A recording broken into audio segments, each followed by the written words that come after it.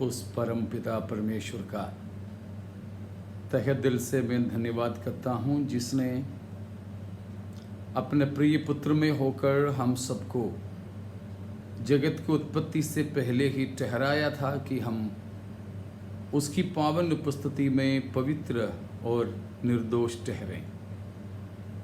हमारे पापों के प्रायश्चित में अपने आप को बलिदान करने वाला प्रभु यीशु मसीह के अति धन्य नाम में आप हर एक जन को, खास तौर पर खुदा के खादिम गणों को मसीही नमस्कार। फिर एक सप्ताह और नया दिन परमेश्वर ने हमारे जीवन के साथ जोड़ कर दिए हैं कि मिलके हम प्रभु के कलाम के सामने रह सकें। अभी तक की खुदा के तमाम सुरक्षाओं के लिए मैं परमेश्वर का धन्यवाद करता हूँ। आइए हम प्रतिदिन जैसे प्रार्थना के साथ परमेश्वर के पवित्र कलाम को मनन करना प्रारंभ करेंगे। ए हमारे खुदा, आपके नाम पवित्र माना जाए। आज के दिन की द्वारा भी आपके नाम को महिमा मिल सके। और प्रभु जी, हम आपका धन्यवाद करते हैं कि आपने हमसे बेहद प्रेम किया और उसके तहत आपने अपने पुत्र को हमारे लिए दे दिया। और उस यीशु मसीह की क्रूस की बलिदान के द्वारा आपने हमें लेपालकपन का हक दी। धन्यवाद पिताजी। हम फिर आपके वचन के सामने आपके प्रिय पुत्र मसीह यीशु के ज़िंदगी के बारे में सीखना चाहते हैं। आप हमारी मदद करें, आप हमें अगुवाई दें। आपके वचन की शिक्षा हमारे लिए लाभदायक हो, आपकी महिमा के कारण हो। यीशु मसीह के नाम से आमीन। एक बार फिर मैं पास्टर मनु और उनके सहकर्मियों के लिए प्रभु का धन्यवाद करूंगा कि हमारे लिए उन्होंने ऐसा एक प्रबंध करके दिया है। आप तमाम प्रेक्षकों और श्रोताओं को मैं धन्यवाद देना चाहता हूं कि आप लोग हर दिन इस प्रकार खुदा के कलाम के शिक्षण के लिए समय को व्यतीत करते हैं। वो हमारे लिए सराहनीय और प्रोत्साहनीय हैं। आइए हम परमेश्वर के वचन से देखेंगे प्रभु यीशु मसीह की जीवनी और सेवकाई, उससे हमें क्या प्रेरणा मिलती है। प्रभु यीशु मसीह के जिंदगी के 18वें स्वभाव को हम पिछले बुधवार मनन करना प्रारंभ किए थे। वो ये था, Jesus life was characterised by a life of uncompromising holiness. यीशु मसीह की जीवनी एक बिना समझौते का पवित्रताई की जिंदगी था। हाँ, मसीह की जिंदगी पवित्रताई की जीवन। खास तौर पर हमने 3 बातों को देखे थे कि मसीह यीशु की पवित्रताई के बारे में। याद होंगे कि पहला था कि स्वर्गदूत की घोषणा मसीह यीशु के जन्म से पहले हुआ था। मरियम से जिब्राइल ने आकर कहा था कि तुमसे उत्पन्न होने वाला पवित्र प्रजा होगा। कारण सब बताया, हमें याद होंगे। दूसरा, दुष्ट आत्माओं की गवाही। यीशु मसीह के लिए दुष्ट आत्माओं ने गवाही दी कि यीशु कौन है? परमेश्वर का पवित्र जन है। तीसरी बात को हमने देखा था, प्रभु यीशु मसीह के संग 3 साल से अधिक समयों में चला फिरा रहा। प्रेरितों ने कहा यूहन्ना 6 अध्याय में कि यीशु कौन है? बताया, तू तो परमेश्वर का पवित्र जन है। तो ये 3 गवाहियों के साथ आगे भी हम कुछ बातों को देखते हैं। आज प्रभु यीशु मसीह की पवित्रता के प्रमाण के तौर पर हम लेते हैं चौथी बात, वो है the testimony of the enemies of Jesus Christ. यीशु मसीह जब संसार में शरीर में रहा करता था तो यीशु मसीह के मित्रों से भी ज्यादा शत्रु थे। वे शत्रु तो चुपचाप से कुछ काम कर ही नहीं रहे थे, परंतु खुलेआम यीशु मसीह की जिंदगी से कुछ त्रुटियों को ढूंढते हुए पीछे पड़े थे। जब से प्रभु यीशु मसीह ने आम सेवकाई प्रारंभ किया, तब से लेकर मसीह की क्रूस की मृत्यु तक ये हुआ करता था। प्रभु यीशु मसीह बिना दुश्मनों के एक समाज में नहीं रहा था। यीशु मसीह की सराहने वालों के ही बीच में नहीं था यीशु मसीह की जिंदगी और सेवकाई, परंतु ऐसे लोगों के साथ यीशु मसीह अपनी जिंदगी व्यतीत किया जो यीशु मसीह के सख्त विरोधियां थे। कुछ ऐसे भी लोग थे जो यीशु मसीह से कपटता के साथ में प्रेम दर्शाते थे और यहां तक कि खाने पे बुलाते थे घर पे, लेकिन अनादर करते थे। कम से कम उस समय भी प्रभु यीशु मसीह अपने अहम में होकर क्रोधित हों और उस प्रकार की प्रतिक्रिया करें जैसे साधारण मनुष्य करते हैं और उस समय की उनकी धर्म गुरुएं करते थे। लेकिन प्रभु यीशु मसीह को इन दुश्मनों के लाखों प्रयासों के बावजूद भी मसीह में कोई त्रुटि नहीं पकड़ पाए।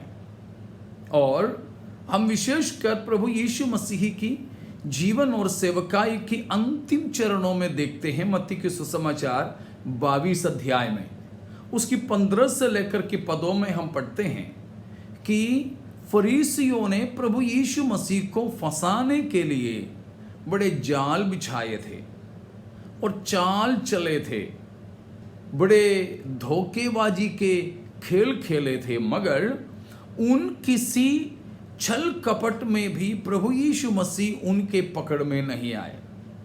यह तो बड़ी ताज्जुब की बात है, आनंद की बात है कि हमारे प्रभु यीशु मसीह पर ऐसा नजर रखे थे कि उसकी मुंह से क्या ऐसा निकले कि मसीह को शब्दों में फंसा सकें, कामों में फंसा सकें, नियत में फंसा सकें। लेकिन खुदा की शुक्र हो कि यीशु मसीह की दुश्मनों ने भी यीशु मसीह में ऐसा कोई त्रुटि नहीं पा सके।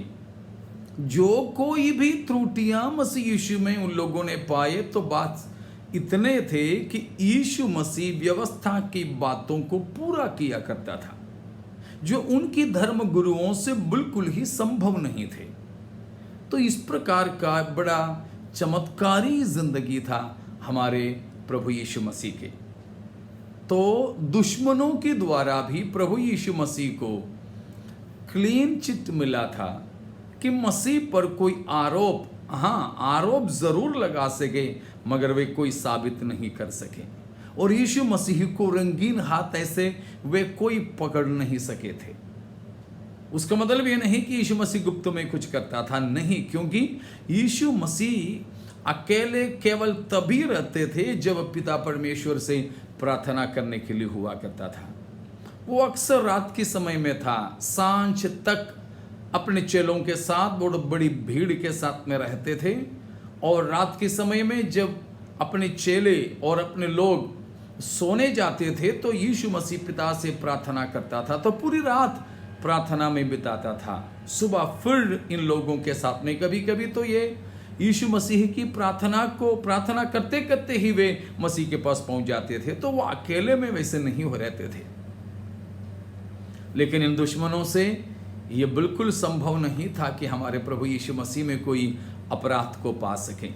हालेलुया। इस बात की मुझे काफ़ी खुशी होता है, काफ़ी आनंद होता है। हमारे प्रभु मसीह के लिए हमारे अंदर बड़े आदर और आराधना और उत्पन्न हो जाता है। Praise God. और एक पांचवी बात मैं आपके सामने रखूंगा यीशु मसीह की पवित्रताई की जिंदगी का सबूत के तौर पर, वो ये था यीशु मसीह स्वयं अपने दुश्मनों और भीड़ के सामने चुनौती दिया था कि तुम में से कौन मुझे पापी ठहराता है, तुम में से कौन मुझे पापी ठहराता है। यीशु मसीह के संग हर शास्त्र में रहने वाले चेले और प्रभु यीशु मसीह की गलती की ताक में मसीह के पीछे पड़े रहने वाले यहूदी धर्म गुरुओं के लोग, इन हर एक प्रकार की भीड़ के सामने हमारे प्रभु यीशु मसीह ने उठाया एक बड़ी चुनौतीपूर्ण सवाल है, तुम में से कौन मुझे पापी ठहराता है।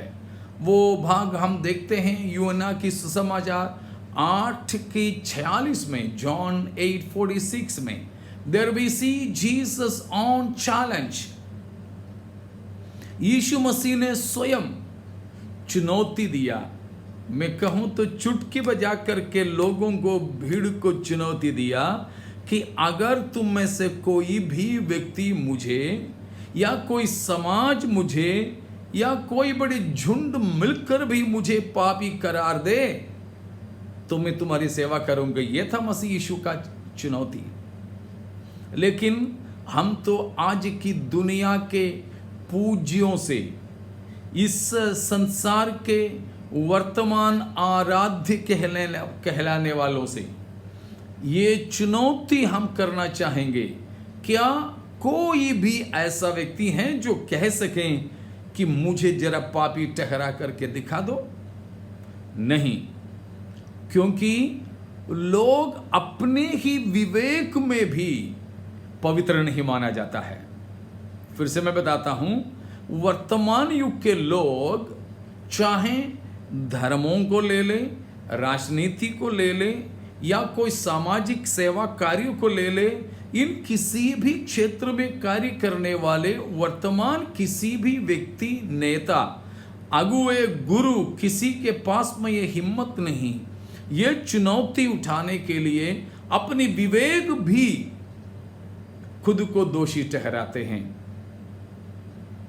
तो अपनी विवेक के सामने भी ये चुनौती वर्तमान युग के लोग नहीं उठा सकते हैं।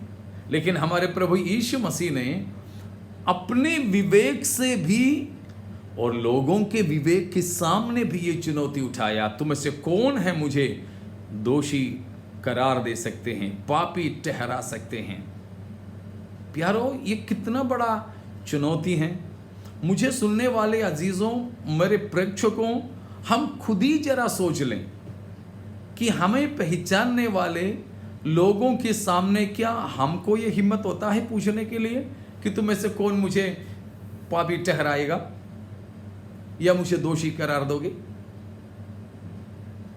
शायद किसी पुलिस केस या कचहरी का कोई केस होता है और पत्रकार या कोई जांचबीन करने वाले सरकारी संगठन किसी के पीछे पड़े तो वे ज़रूर शुरू में तो हिम्मत बांध करके कहेंगे, मुखौटा पहन करके कहेंगे कि मैं ऐसे हूं ही नहीं,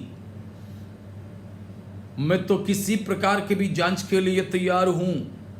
बड़ी चुनौती तो देते हैं, लेकिन तुरंत ही जमानत के लिए निवेदन भी देते हैं और उन किसी को भी हिम्मत नहीं है यीशु मसीह की जैसा चुनौती उठाने के लिए। तो प्रभु यीशु मसीह की पवित्रताई का एक अगला प्रमाण हम यहाँ ये देख रहे हैं कि प्रभु यीशु मसीह ने स्वयं ही चुनौती उठाया, तुम में से कौन मुझे अपने पापों के बारे में स्मरण दिलाएगा। हमारे लिए भी चुनौती है। हम खुदा के जो सेवक लोग हैं, हम खुदा के जो बंदे हैं, हमारे लिए भी प्रभु यीशु मसीह का ये चुनौतीपूर्वक बातें चुनौती देती है।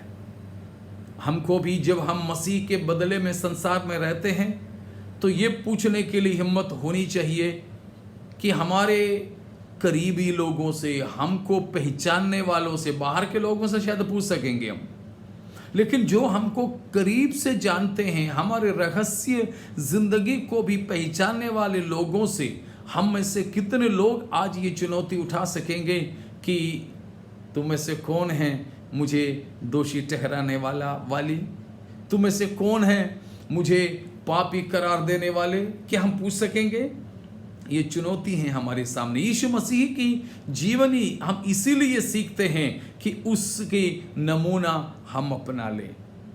आज प्रचारकों की कमी नहीं है। वो भी जब लॉकडाउन शुरू हो गया तो इतने सारे प्रचारक तो ना जाने कौन से मांद में बैठे थे, इतने सारे आ गए, बहनें, भाइयाँ, पास्टर, ये वो सब के सब।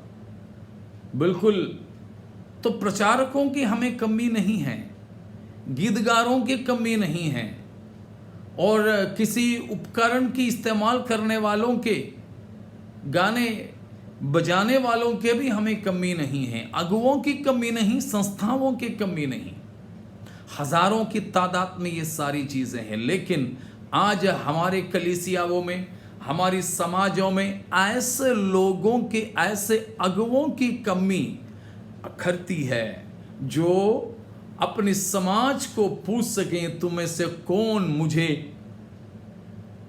पापी ठहराओगे?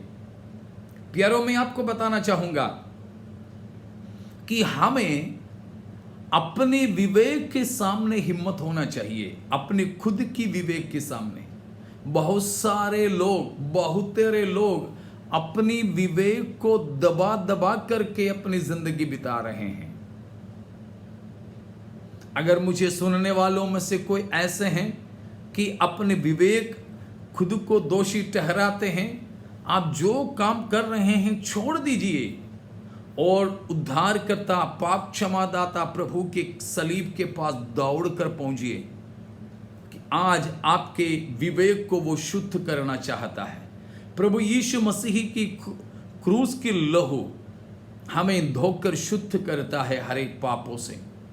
इसीलिए अपने विवेक को दोषी ठहरा कर कभी अपनी जिंदगी नहीं बिताना, कभी अपनी सेवकाई को मत करना। चाहे झाड़ू पोंछा चर्च में करने वाले सेवकाई भी क्यों न हो, संडास और बाथरूम कलीसिया के प्रभु के प्रति धोने की सेवा आप करते हो, लेकिन वो भी करने के लिए ये हिम्मत होना बहुत जरूरी है। अपनी विवेक हमें दोषी नहीं ठहराए। हाँ, ये बात मैं मानता हूं कि बहुत सारे लोगों के तो विवेक दोषी उनको ठहराते ही नहीं हैं। उसका मतलब यह नहीं कि वे दोषी नहीं हों, परंतु परमेश्वर के वचन जैसे कहता है, उनकी विवेक तो मुरझा गया है, उनके विवेक तो मर गया है। प्यारों, मरे हुए विवेक लेकर के नहीं चले हम, लेकिन परमेश्वर के साथ एक अच्छा विवेक रखें, एक सही विवेक रख करके उस विवेक की मान्यता हम प्राप्त करें और उस विवेक के प्रमाण पत्र को हम हासिल करें। लेकिन बहुत तेरे लोगों के तो ऐसा नहीं है। हाँ, काफ़ी जैसे ऐसे होता है ना कि हम लोग कभी अक्सर हुआ करता है कि कोई सरकारी अस्पताल में हम जाते हैं ज़्यादातर, तो हम उसके कंपाउंड में पहुंचते ही दरवाज़ा, बाहर के दरवाज़ा पार करते ही हमको पता चलता है कि ये अस्पताल है, क्योंकि दवाई की खुशबू बोलो या बदबू बोलो जो भी है, और तरह तरह के क्या बोले, नाक में तो बस आ ही जाते हैं। हम शुरू में तो नाक बंद करके चले जाते हैं। आजकल तो बड़ा आसान है, मास्क लगा रहता है तो थोड़ा कम आता है, छान के आता है। लेकिन वैसे भी ऐसे स्थानों में हम तो नाक बंद करके रहते थे, और हमारे कोई अस्पताल में भर्ती हों या वहाँ रुके हों तो हम तो नाक बंद करके उनसे पूछते थे, क्यों बदबू नहीं लग रहा तुमको? वो तो मना करते थे। थोड़ी देर के बाद हमारा भी हालात वही हो जाता था। क्यों? सट हो गया वहां पर। उस सुगंध या दुर्गंध जो भी है, उससे तो हमारे सारे जो सिस्टम है, व्यवस्था है, बिल्कुल उससे पक्का हो गया है, सिद्ध हो गया है। इसी प्रकार बहुत से लोगों के विवेक तो मर चुके हैं और पापों के साथ में उनके विवेक ने समझौता कर लिया है, इसलिए उन्हें कभी भी विवेक दोषी नहीं ठहराता है। इसलिए यूहन्ना बताता है अपने पत्रिका में कि हमें अपने विवेक दोषी नहीं ठहराता है, तो हमें परमेश्वर के साथ में हिम्मत है। लेकिन बात यह है कि हमारे विवेक को परमेश्वर की वचन के अनुसार हमें प्रशिक्षित करना होता है। प्यारो, हमारे विवेक कैसे हैं? क्या हमारे विवेक कभी हमें दोषी नहीं ठहराया? यीशु मसीह के खुद की विवेक में वो निर्दोष था, इसीलिए सामने वालों से भी प्रभु यीशु मसीह ने ये चुनौती उठाया। आज ये बात हमारे लिए भी बड़े चुनौती की बात है। ठीक है, अगली बात हम देखते हैं कि प्रभु यीशु मसीह की पवित्रता की प्रमाण के तौर पर बाइबल के लेखकों ने विशेषकर नया नियम के लेखकों ने ऐलान किया, declaration of the new testament writers. हम पुराना नियम में नहीं जाते हैं।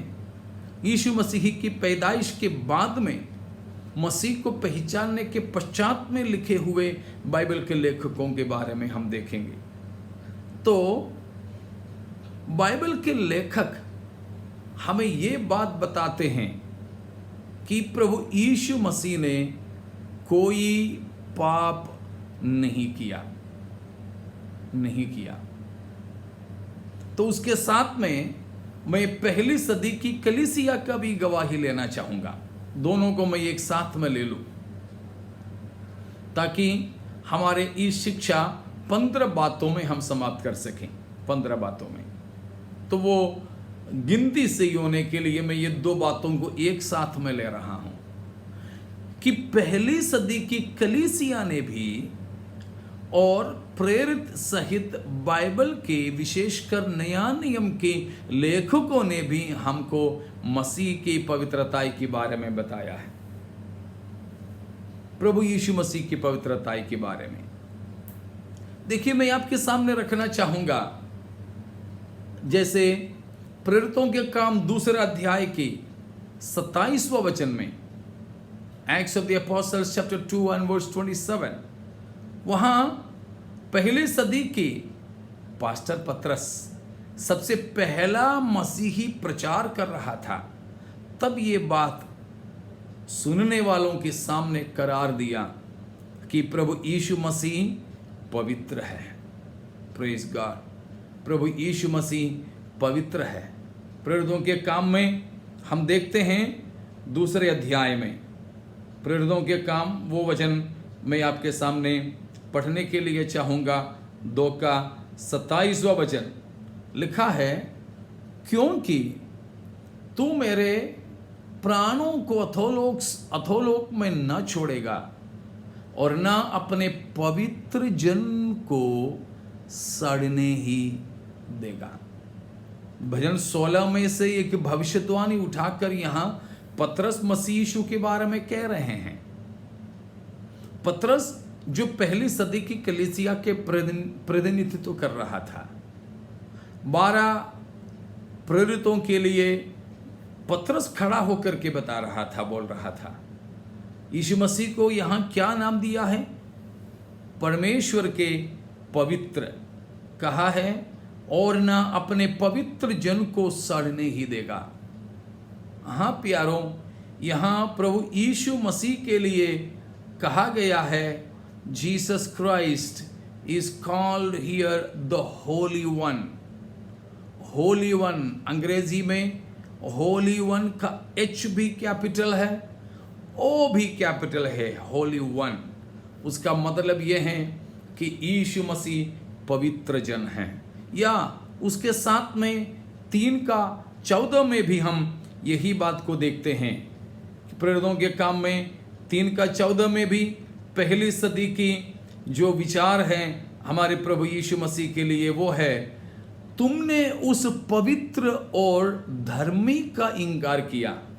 यहूदियों से पतरस, पहली सदी की कलीसिया कह रहे हैं, तुमने उस पवित्र की इंकार किया। कौन है पवित्र? हमारे प्रभु यीशु। हालेलुया। तो पहली सदी की कलीसिया 4:27 में भी हैं और कई वचन हैं। 4:27 also speaks about the same. तो इन हर जगहों पर बताया गया है कि हमारे प्रभु यीशु मसीह को पहली सदी की कलीसिया ने पवित्र जन और धर्मी जन मानते थे। पहली सदी की कलीसिया। उसके साथ ही साथ में मैं प्रेरितों का भी बात लेता हूं। चारों सुसमाचार की पुस्तकों में पढ़ो तो चारों सुसमाचार के लेखकों ने हमें यह बात बताया है कि हमारे प्रभु यीशु मसीह पवित्र है। Praise God. और अभी हमने प्रेरितों के काम से देखा, लूका, प्रेरितों के काम लिखने वाला लूका, वो लूका ने भी तो ये लिख करके हमें दिया है कि यीशु मसीह परम पवित्र है, परम पवित्र है।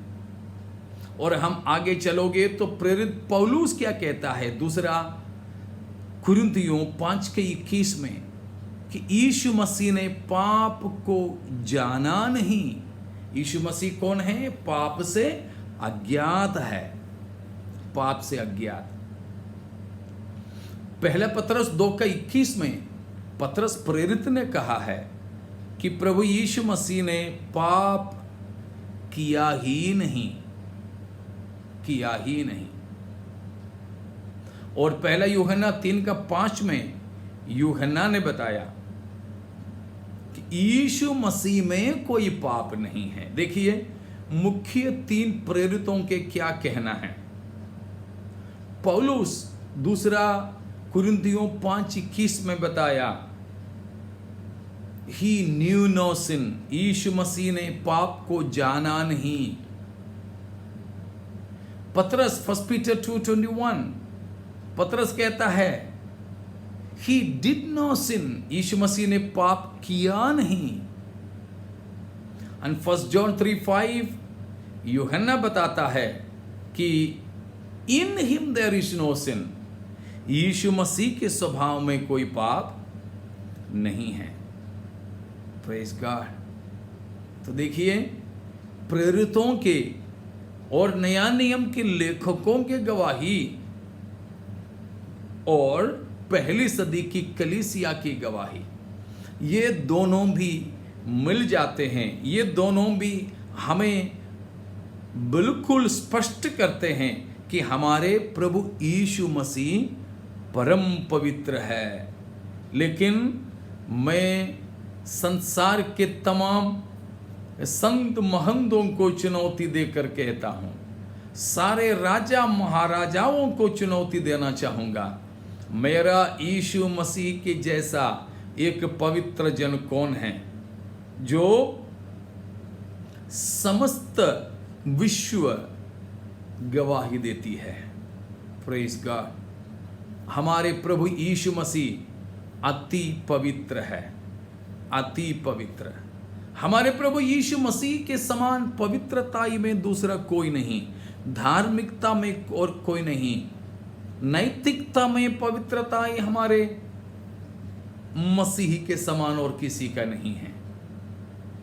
तो जान लीजिए हमारे प्रभु पाप से अज्ञात था। हमारे मसीह यीशु पाप कभी किया नहीं। हमारे प्रभु यीशु मसीह में कोई पाप नहीं था। हाँ, निष्पाप होकर के जगत में आया हुआ यीशु मसीह किस लिए निष्पाप बन करके आया? ताकि हम सबके पाप अपने ऊपर ले ले। मुझे आज सुनने वाले अजीजों, हम यहाँ समाप्त कर रहे हैं, लेकिन उससे पहले मैं आपको बताऊं, हमारे प्रभु यीशु मसीह पापी नहीं ठहरा पाए, फिर भी पापी के सरीखे क्रूस पर अपना जीवन दिया। वो आपके लिए था, आपके लिए था, मेरे लिए था। बिल्कुल हमारे प्रभु यीशु मसीह की क्रूस पर की मृत्यु अपने पापों के लिए नहीं था, मेरे पापों के लिए। क्या आप ये मानोगे? हमारे प्रभु यीशु मसीह को हम महिमा दें कि वो पवित्र जीवन बिताकर हमें नमूना दिखाया है। Praise God, hallelujah. पिता परमेश्वर ने हम सबके पाप यीशु मसीह पर थोप दिया, हम बोल सकते हैं, और हम सबके पाप को लेकर प्रभु यीशु मसीह कलवरी क्रूस की ओर चला गया। यीशु मसीह जब क्रूस पर अपना जान दे रहा था, तब भी कोई यीशु मसीह पर दोष नहीं ठहरा पाए। हाँ, यीशु मसीह पर लगाया गया दोष इतना था, वो यहूदियों का राजा है, इसलिए सिर पर वो लगवाया है। उसमें हमें आनंद है, घमंड है कि हमारे प्रभु यीशु मसीह पाप करने के कारण, वो पापी होने के नाते बलिदान नहीं हुआ है, परंतु मेरे पापों के बदले में हुआ है। Praise God. इसलिए आइए हम अपने जीवन को आज समर्पित करेंगे। हम अपने प्रभु से प्रार्थना करें, प्रभु जी, यीशु मसीह के जैसे मुझे भी एक पवित्र जीवन बिताने के लिए अनुग्रह दें। हालेलुया। एक संपूर्ण समर्पण पवित्रताई के लिए हम करें प्रभु के सामने, क्योंकि हमारे परमेश्वर परम पवित्र है, तो उसकी सेवा करने वाले, उसकी भक्ति करने वाले भी पवित्र बनने के लिए चाहेंगे। तो आइए हम समर्पण के साथ में प्रार्थना करेंगे। एक खुदा, हमारे परम पवित्र परमेश्वर, हमारे लिए हमारे पापमय शरीर के अनुरूप में आप अपने पुत्र को भेजने के लिए हम धन्यवाद करते हैं। यीशु मसीह ने हमारे लिए पृथ्वी पर जो जिंदगी दिखलाया खुदा, उसी जिंदगी के अनुसार हमें आगे अपनी जिंदगी पवित्रता में बिताने के लिए अनुग्रह दें। किसी भी ज़रूरत के लिए लोग कोई तड़पने वाले हों तो हम उनके लिए प्रार्थना करते हैं, अपने जगह जगह पे उन हर किसी को संभालें, पवित्रताई में बनाए रखें, कोई भी अपवित्रताई में फंसने और गिरने नहीं पावे। प्रभु, आपके उस नमूना की जिंदगी के लिए धन्यवाद। हम किसी समय में भी आपसे दूर न हो, निरंतर आपके साथ पवित्रताई में बने रहने वाले हों, ताकि जब आप आ जाएं तो आपके साथ में हम भी उठा लिए जा सके। उसके लिए मैं अपनी ज़िंदगी को समर्पित करता हूं। प्रभु, हम में से प्रत्येकों को इस अनुग्रह दें। सारे आदर और महिमा हम आप ही को देते हैं। प्रभु यीशु मसीह के पवित्र नाम से मांगते हैं, आमीन। प्यारों, परमेश्वर आप सबको आशीष दें। फिर हम प्रभु के आगमन में देरी है तो बुधवार को मिलेंगे। तब तक के लिए जय मसीह की, जय मसीह की।